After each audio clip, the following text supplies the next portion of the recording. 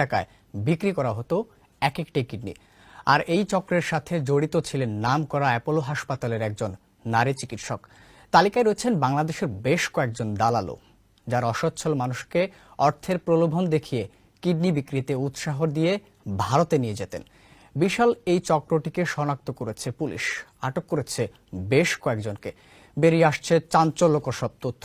বিস্তারিত থাকছে প্রতিবেদনে। বর্তমান বিশ্বে মানবদেহের অঙ্গ প্রত্যঙ্গ পাচার প্রকট রূপ ধারণ করেছে। বিশেষ করে কিডনি পাচারের অভিযোগ এখন সব জায়গায়। আগে গুম্বা ছিনতাইয়ের সাথে যুক্ত কিছু পাচারকারী চক্র মোটা অঙ্কের টাকার বিনিময়ে এসব কাজ করত। তবে চিত্র এখন ভিন্ন মোড় নিচ্ছে। জড়িয়ে পড়ছে নামি দামি হাসপাতালের চিকিৎসকরাও। সম্প্রতি বাংলাদেশ ও ভারতের কিডনি পাচার চক্রের সাথে সংশ্লিষ্টতার অভিযোগে নয়াদিল্লির অ্যাপোলো হাসপাতালের এক নারী চিকিৎসককে গ্রেফতার করেছে পুলিশ।